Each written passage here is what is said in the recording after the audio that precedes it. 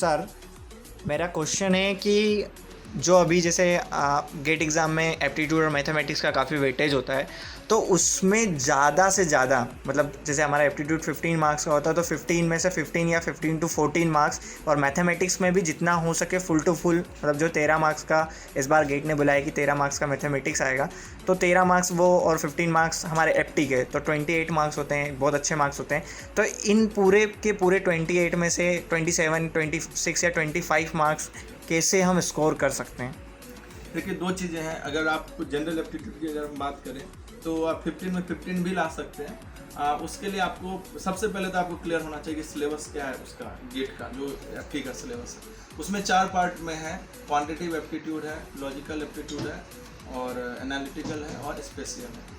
और गेट के अगर आप प्रीवियस ईयर क्वेश्चंस को देखते हैं तो जो कुछ एरिया ऐसा जिससे क्वेश्चंस बहुत ज़्यादा बार आ चुका है, जैसे डेटा इंटरप्रिटेशन है, सीक्वेंस सीरीज है, क्वाड्रेटिक इक्वेशन है ना, लॉगरिथमिक्स है ना, इस तरह से टाइम एंड वर्क है, टाइम और ये टाइम स्पीड डिस्टेंस है, और बेसिक कंसेप्ट जो होते हैं, जो परसेंटेज प्रॉफिट लॉस।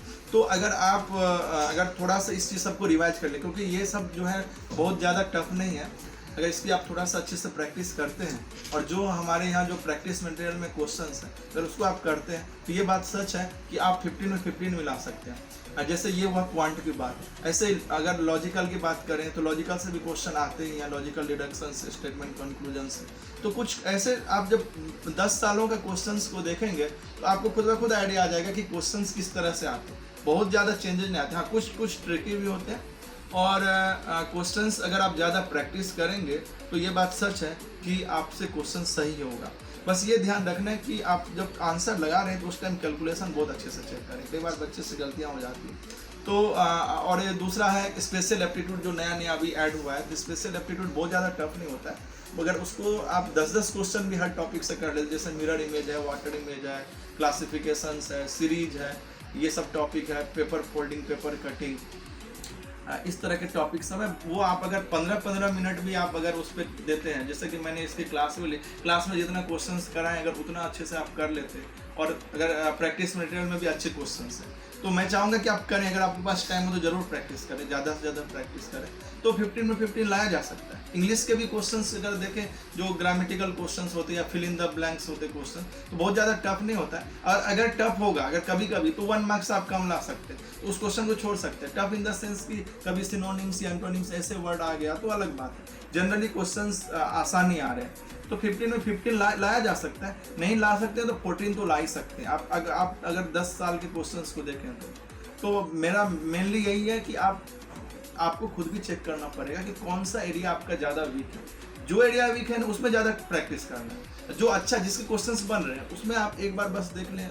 सफिशिएंट। हाँ, उसके शॉर्ट ट्रिक देख सकते हो, वो भी मैंने क्लास में बताया, आप उसे देख सकते हो। अब आते हैं मैथ्स के बारे में। इंजीनियरिंग मैथ्स, उसमें डिस्क्रीट भी इंक्लूड होता है, और इंजीनियरिंग मैथ्स तो बहुत ही मतलब इंपॉर्टेंट रोल प्ले करता है गेट प्रिपरेशन में, क्योंकि वो आपको टेक्निकल सब्जेक्ट में काम आएगा। कहीं भी मैट्रिसेस आ सकता है, कहीं भी कैलकुलस के कंसेप्ट आ सकते हैं, मैक्सिमा मिनिमा आ सकता है, कहीं भी प्रोबेबिलिटी आ सकता है, परमुटेशन कॉम्बिनेशन आ सकता है। ये 4 टॉपिक है, और ये 4 टॉपिक बहुत अच्छे से हमने डिस्कस किया है। तो आप उस वीडियो को जरूर अच्छे से देख सकते हैं। और मैट्रिसेस से क्वेश्चन फिक्स है, क्वेश्चन टफ नहीं आते। अगर आपने अच्छे से प्रैक्टिस किया तो क्वेश्चन आपसे बनेंगे ही बनेंगे।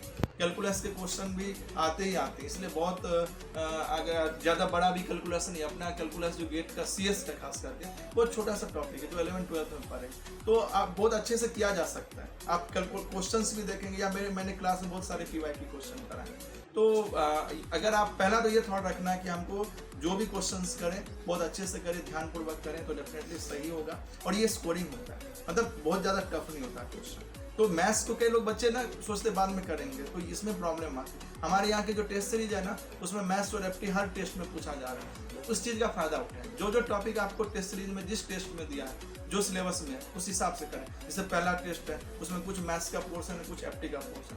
अगर आप अभी से भी तैयारी शुरू करेंगे ना, जो अभी राउंड 1 स्टार्ट हो रहा है, तो अभी भी आप राउंड के साथ साथ आपका मैथ्स एप्टी हो सकता है। और मैथ्स के तो सारे क्वेश्चंस आप सही कर सकते हैं। और इवन ये तो कहने को 13 मार्क्स है, ये 20 पे भी पहुंच जाता है, क्योंकि इसका कारण है कि प्रोबेबिलिटी और PNC मैक्सिमम मिनिमम कई जगह यूज होता है। तो इसलिए आप अच्छे से प्रैक्टिस करें, जो प्रैक्टिस मटेरियल में है, और PYQ करें, तो डेफिनेटली आप पूरे के पूरे मार्क्स ला सकते हैं।